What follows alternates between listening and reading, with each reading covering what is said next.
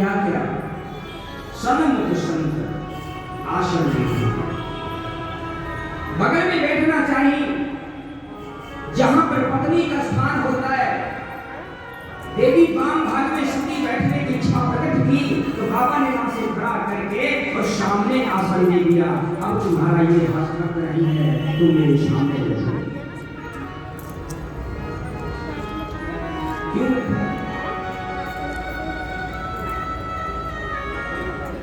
जब कोई अपराध हो जाता है, छोटा अपराध हो जाए, बड़ा तो अपराध पड़े, तो बड़ा अपराध हो जाए तो महाअपराध है। और देवी सती ने जगत ब्रह्म परमात्मा का अपमान किया, अपराध किया, तो बाबा ने उनका हक भी छीन लिया।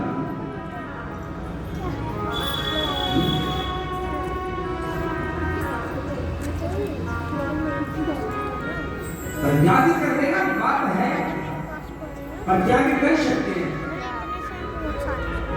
एक दूसरे से रिश्ता छोड़ना ये कोई बात नहीं है। एक दूसरे से बोलो ना, वो तो बात समझ में आ रही है। एक घर में ही निवास करो, वो बात समझ में आ रही है। पर पति पत्नी के बीच का जो संकल्प योग था उसका छोड़ दिया जाए, उसको बलिदान कर दिया जाए, ये बहुत बड़ी बात है। और बाबा ने सती का परित्याग तो किया, पर परित्याग के बाद उनका जो हक था उस हक को भी छीन लिया। बाबा ने सती को बगल में बैठने के लिए आदेश नहीं दिया। बोले देवी, जब मैंने तुम्हारा मन में बोले, जब मैंने तुम्हारा परित्याग कर दिया है, इस शरीर से तुम्हारा मिलन और मेरा नहीं हो सकता है, तो मेरे बगल में बैठने की भी अधिकारी तुम नहीं। जो अपराध होता है, अपराधी होता है, वो उसे फिर नजरों के सामने ही लेके रखता है। अगर एक गलती पकड़ में आ जाएगी, गलती बहुत बड़ी है, उस व्यक्ति के ऊपर व्यक्ति नजर रखेगा, बताएगा तो नहीं, वो देखता रहेगा कि अब मैं तेरे ऊपर कोई नजर जरूर रखूंगा, तो देखता रहूंगा तो करता क्या। तो बाबा ने देवी को सामने बैठने के लिए आसन दिया। सती जाय वंदन कीन्हा, सनमुख शंकर आसन दीन्हा। बाबा ने कहा देवी, अब तुम सामने बैठो। तो सामने बैठा कर राम की चर्चा, हरी चर्चा सुनाने लग गए। हरी चर्चा इधर एक बार गंगा जी ने अपने पुत्र राजा दक्ष को सभासद में बुलाकर और प्रजापति का पद दे दिया। राजा दक्ष महारानी सती के पिता हैं।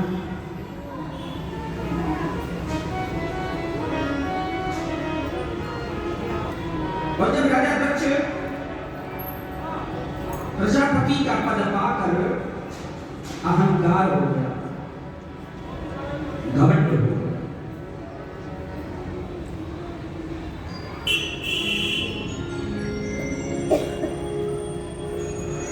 उस घमंड पर अपने संस्कार और कीर्ति को राजा दक्ष भूल गए। दक्ष का प्राय क्या होता है? दक्ष का मतलब जो अधिक बुद्धिमान व्यक्ति होगा, जो ज्यादा बुद्धिमान होता है उसको ही दक्ष कहा जाता है। और जिस प्रकार राजा दक्ष था उसी प्रकार सती भी थी, क्योंकि पिता के कुछ अंश औलाद को जरूर पड़ जाते हैं।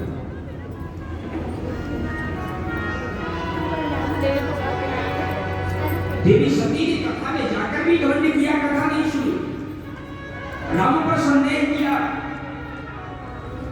राम पर संदेह हुआ, अपराध हो गया। महाराज आज भोलेनाथ ने परित्याग कर दिया और वही बुद्धि राजा दक्ष की दी।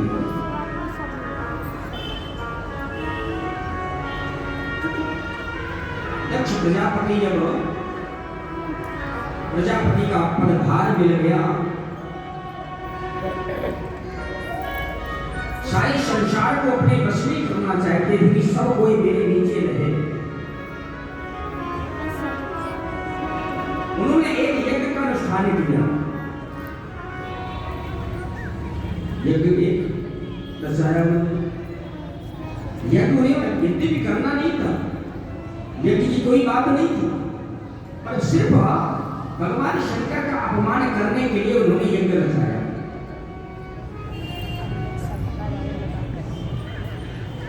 महादेव और महारानी सती कैलाश पर बैठे हुए कल चर्चा पर समय बीत रहा था।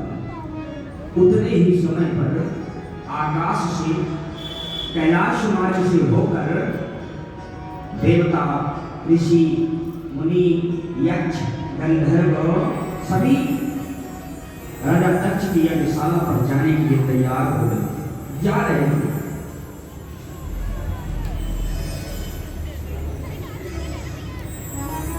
महारानी सती ने देखा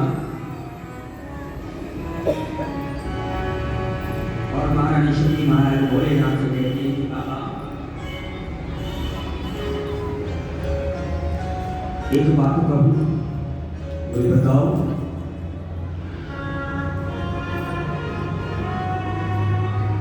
मेरे पिता के गृह में एक बहुत बड़ा यज्ञ हो रहा है,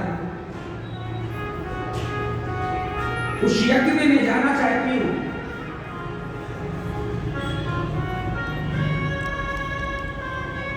महादेव ने कहा देवी यज्ञ हो रहा है, पर हम लोगों के लिए बुलावा नहीं हुआ, बुलाया नहीं गया।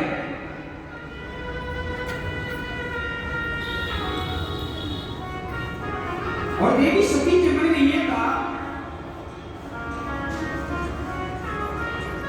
बालिका का यदि विवाह हो गया और विवाह होने के बाद यदि पति के घर में उसे कष्ट है और पति ने उसका परित्याग कर दिया है, तो बेटी तो फिर अपने पिता के घर पे ही रहेगी।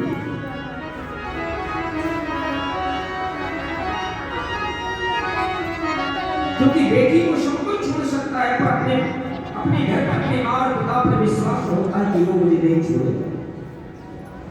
और देवी सती के मन में एक था, अपार दुख था। वह दुख की क्रिया संस्कृति पर वह समझ में नहीं आ रही, समझ नहीं हो रही थी।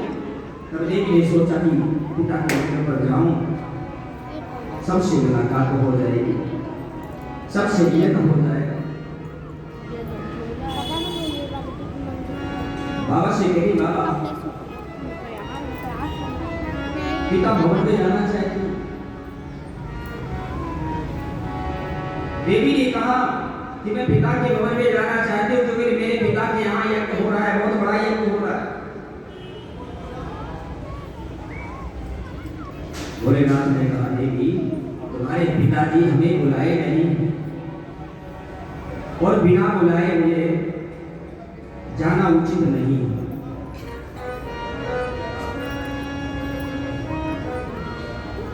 देवी ने कहा बाबा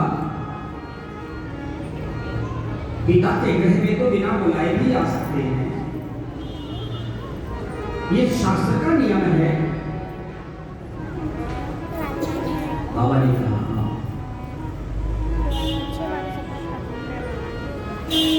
पिता के भवन पर, गुरु के गृह पर बिना बुलाए जा सकते हैं, पर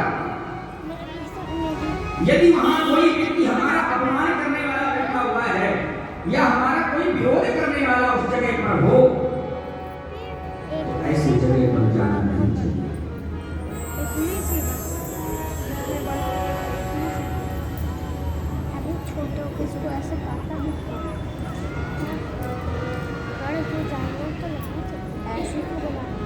जहां कोई विरोध करने वाला हो उस जगह जाना नहीं चाहिए।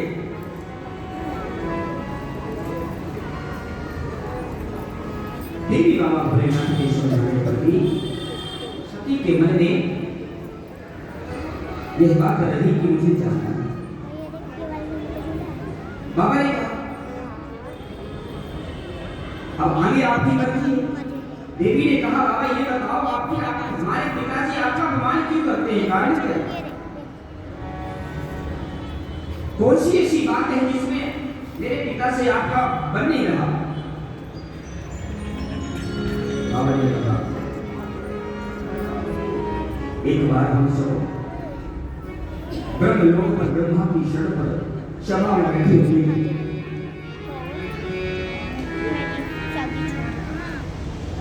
तुम्हारे पिताजी थोड़ी देर बाद विलंब से आए और जैसे तुम्हारे पिता वहां पर पहुंचे, सभी देखकर ऋषि महात्मा सब देखकर उन्हें खड़े हो गए और प्रणाम किया, पर मैं नहीं खड़ा हुआ। बाबा ने कहा मैं नहीं खड़ा हुआ, नहीं तुम्हारे पिता को प्रणाम किया।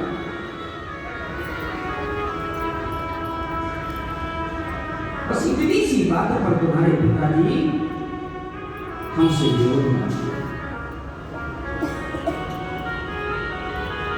उसी अपमान के कारण आज तक उन्होंने हमारा कहीं सम्मान नहीं देखा, अपमान करते गए। चलो ठीक है, बाबा ने कहा देवी मैं अपने मान को अपमान को तो स्वीकार करता हूं, पर मेरे कारण तुम्हें छोड़ दिया, ये कहां का नियम है?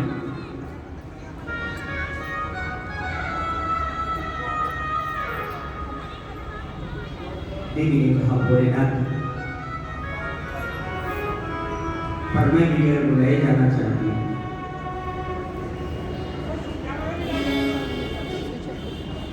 बाबा ने कहा कोई बात नहीं, अगर आप वहां जाना चाहती हैं तो जाओ, मैं तुम्हें भेज रहा हूं। 2 दूतों को तैयार किया गया और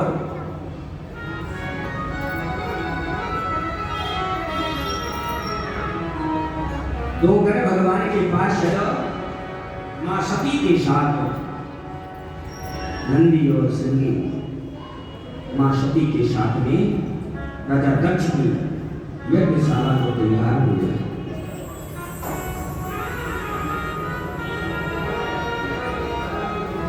और लेकर मां सती वो वहां पर पहुंचे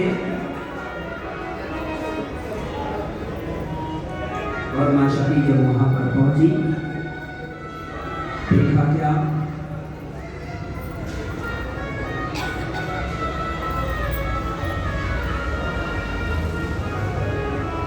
उस यज्ञशाला पर पहुंचते ही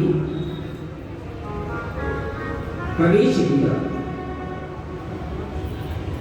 राजा दक्ष की नजर पड़ गई पुत्री पर। राजा दक्ष ने अपने आसन को नहीं छोड़ा और कहते क्या है, एक बात मेरी कान खोलकर सुन लो,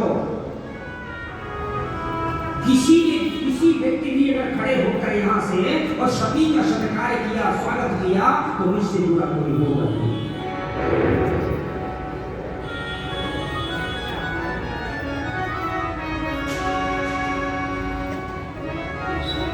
पर किसी ने सती को देखा नहीं, स्वागत तो बड़ी दूर हो गई, सती की तरफ किसी ने नजर नहीं उठाया और अंदर गई। जब अंदर गई तो सबसे पहले नजर किसकी पड़ी? मां की।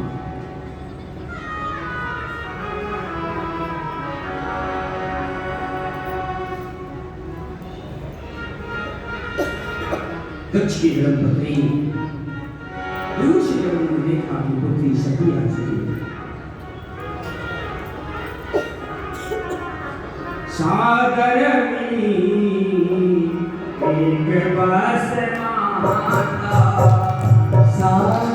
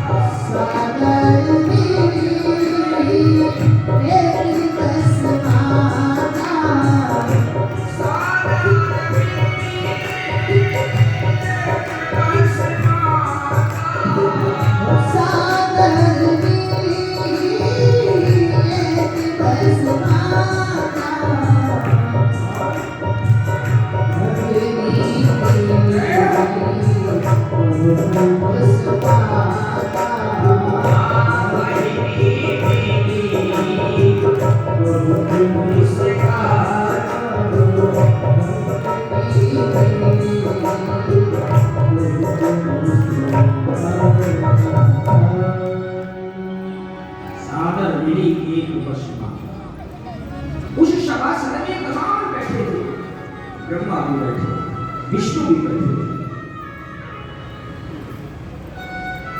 ऋषि महात्मा भी बैठे थे, देवता नैत गण सब कोई बैठा हुआ था।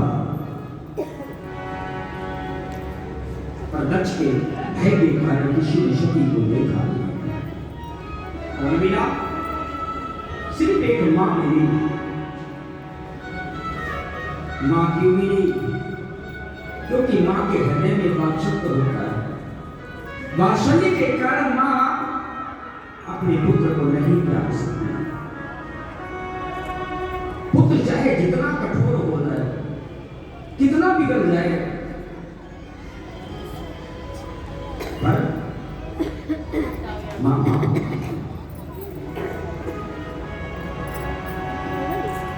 9 माह तक बच्चे को हृदय पर निवास कराती मां पेट पर भी को लात मारता है अंदर पड़े हुए, और जब बाहर आ जाता है और सीधा पैर करके मां उसे अपने गोद पर लिटा लेती है तो उसके पेट में जीते जी लात मारता है।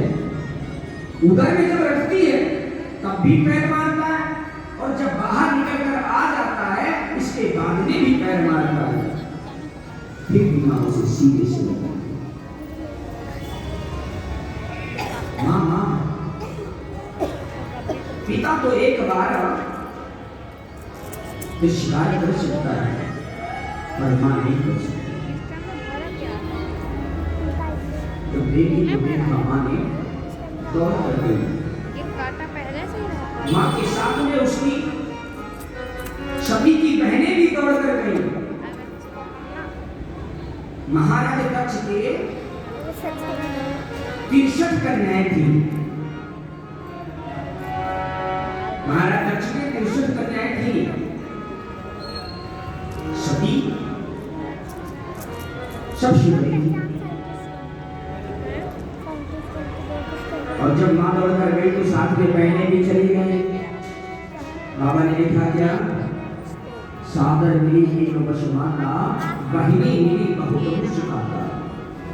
अब हंसने के यहाँ कई कारण हैं। 63 कन्याएं एक को देखकर, मतलब सभी को देखकर सब हंसना प्रारंभ कर दी।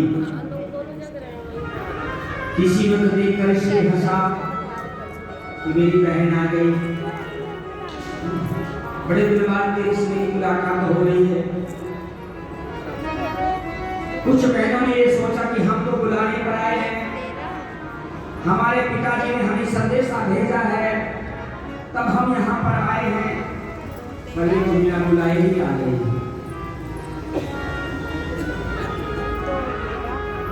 कुछ बहनों ने सोचा कि हम तो अपने पति के साथ में यहाँ पर आए हैं, पर इसका तो पति भी साथ में नहीं है। इसलिए बाबा ने लिखा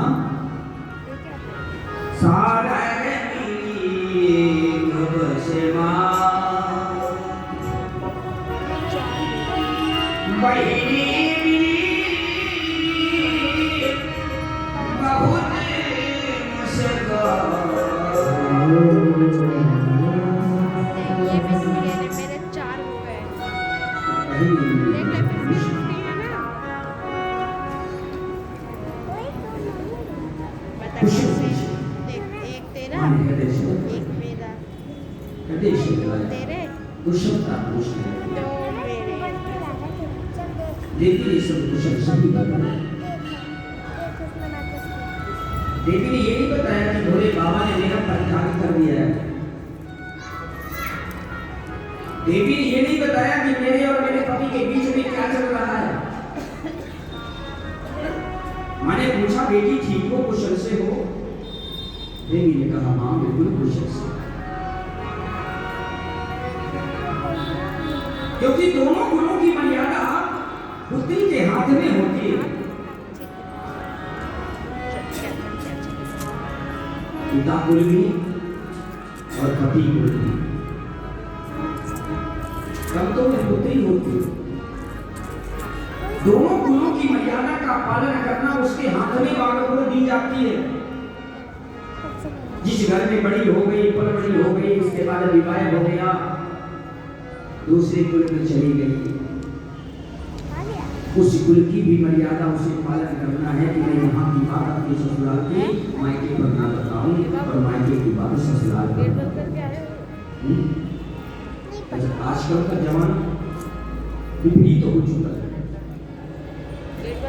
आजकल का जमाना बिल्कुल विपरीत क्यों हो रहा है? इसीलिए क्योंकि हम अपने आप को राम कथा और भागवत कथा में विचरण नहीं करना चाहते। इसलिए कहता हूँ कि राम कथा करो, राम कथा पढ़ो, रामायण का चिंतन करो, परिवार बिगड़ नहीं सकता।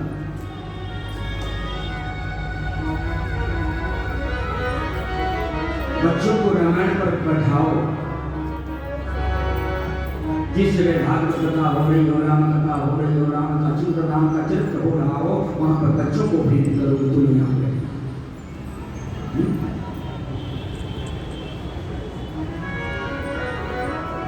बाबूजी कमाने चले गए, बच्चे स्कूल में हैं, वहां से आने के बाद एक्स्ट्रा क्लास में चले गए, ज्यादा बड़ी हो गई बच्चे तो भैया नौकरी करना प्रारंभ। चलो ठीक, बच्चा नौकरी कर रहा है, बेटी भी साथ में नौकरी कर रही है। क्यों कर रही है? बोले अपने पैरों में खड़ा होना चाहती है। अरे तुझे तेरे पैरों में खड़ा करने वाला परमात्मा ने 2 पैर दे दिया है। अब जिसके सर में बनकर जाएगी वो तुझे अपने पैरों में खड़ा करेगा। माता पिता खड़ा करने की जरूरत नहीं चाहिए। अंत में लास्ट में क्या होता है?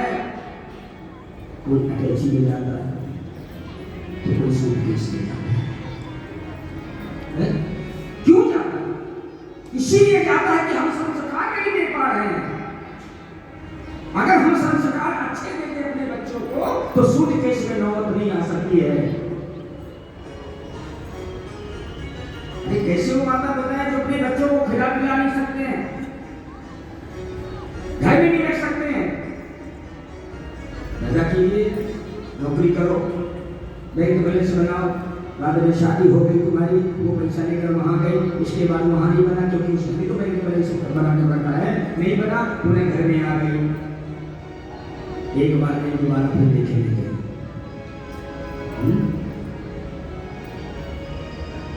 इसलिए कहता हूं कि रामचरितमानस की एक चौपाई जीवन का योग बना देने वाली है।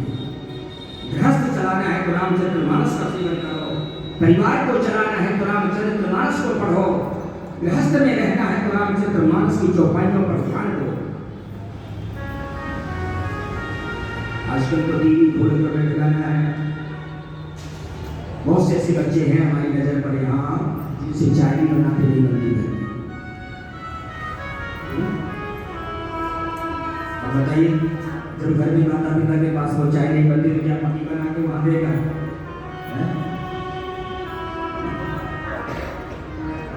बताइए कौन बनाए? नौकरी करो, नौकरी करो। देवी ने मां को देखा पर मां से ये नहीं बोला कि मेरे पति के और मेरे बीच में क्या चल रहा है। संस्कार भी है। और उसके बाद आने चली, देखा क्या? यज्ञ भूमि पर पहुंच गई। यज्ञ भूमि पर पहुंची, तमाम महर्षि महात्मा देवता सब विराजमान, सबके अलग अलग भाग बने हुए हैं।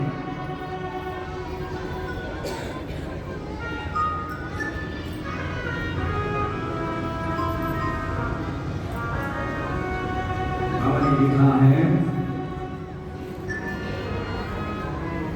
सती विलोक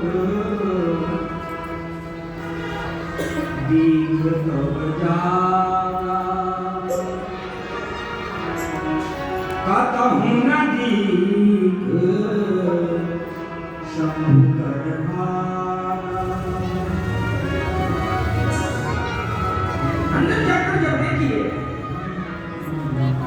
यज्ञशाला पर पहुंची, सबके आसन लगे हुए हैं, सबका योग विग्रह करना बना हुआ है, पर कहीं पर भोले बाबा का स्थान नहीं बना। बिगाड़ देता है तू।